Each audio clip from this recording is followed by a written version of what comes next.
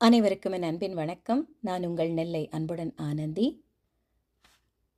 கண்ணாடி வேண்டாமே பாப்பா, பாவேந்தருடைய இளையார் ஆத்திச்சூடியிலிருந்து 7 கதைகளை இந்த நூலில் நான் எழுதியிருக்கிறேன்.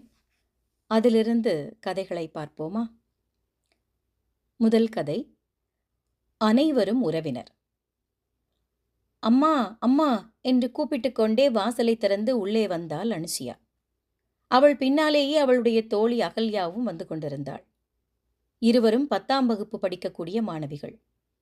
வீட்டிற்குள் நுழைந்ததும் புத்தகப் பையை சோஃபாவில் வைத்தாள். அகல்யாவின் கையை பிடித்துக்கொண்டு அடுக்களைக்கு ஓடினாள் அனுசியா.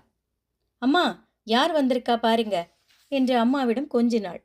உடனே அகல்யாவிடம் திரும்பி, பாத்தியாடி, நான் சொன்னேன்ல, அம்மா காலிஃப்ளவர் பஜ்ஜி தான் போடுறாங்க என்று சொன்னாள். தட்டில் சுட சுட செய்து வைக்கப்பட்டிருந்த காலிஃப்ளவர் பஜ்ஜியின் மேல் கையை வைத்தாள் அனுசியா.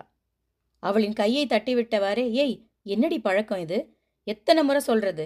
முதல்ல கையை கழுவிட்டு வான்னு அதட்டினார் சரஸ்வதி. அம்மா, சரியான போர் மணி என்று சினிங்கியவாறே கை கழுவச் சென்றாள் அனுசியா. அவள் போவதை பார்த்து சிரித்தபடி அகல்யாவிடம் திரும்பி, என்னம்மா, அன்னைக்கு ஒரு நாள் தான் வந்த, அதுக்கப்புறம் வரவே இல்லையே, அம்மா அப்பாலாம் நல்லா இருக்காங்களா என்று அன்போடு குசலம் விசாரித்தார். எல்லாரும் நல்லா இருக்காங்க ஆண்டி என்றாள் அகல்யா. சரிம்மா, நீயும் போய் கையை கழுவிட்டு வா, சிற்றுண்டி சாப்பிடலாம் என்று சொன்னார். சரிங்க ஆண்டி என்று சொல்லியவாறே அனுசியாவை தேடி போனாள் அகல்யா. இத்தனையையும் கவனித்துக் கொண்டிருந்த அனுசியாவின் பாட்டி பக்கத்து அறையிலிருந்து விறுவிறுவென்று வெளியே வந்தார். ஏண்டி, உனக்கு ஏதாவது இருக்கா? அவங்க யார் என்னன்னு தெரிஞ்சும் அடுக்களை வரைக்கும் வரவிடுவியா? உனக்கு எத்தனை முறை சொன்னாலும் புரியாதா என்று கேட்டார். அம்மாவை முறைத்தார் சரஸ்வதி. அம்மா, என்னம்மா இது? கொஞ்சம் மெதுவா பேசுங்க, அந்த குழந்தை காதுல விழப்போகுது என்றார் அணுவின் அம்மா. விழுந்தா விழட்டும், அப்படியாவது உரைக்குதான்னு பாப்போம் என்றார். எத்தனை முறை உனக்கும் உன் பொண்ணுக்கும் சொல்லியிருக்கேன், வாசலோடு நிறுத்தி அவளை பேசி அனுப்பி வைன்னு. அவதான் குழந்தை, நீ எடுத்து சொல்றதுக்கு என்ன என்று சரமாரியாக வெடித்தாள் பங்கஜம் பாட்டி. உங்களுக்கு என்னம்மா பிரச்சனை? அவ சின்ன பிள்ளம்மா, இதுல என்னம்மா இருக்கு? இதெல்லாம் ஏன் பெருசு பண்ணிட்டு இருக்கீங்க என்று அழுத்து கொண்டார் சரஸ்வதி. பங்கஜம் பாட்டியும் சாதாரண ஆளா விடாமல் தொடர்ந்து, என்னடி சொல்ற?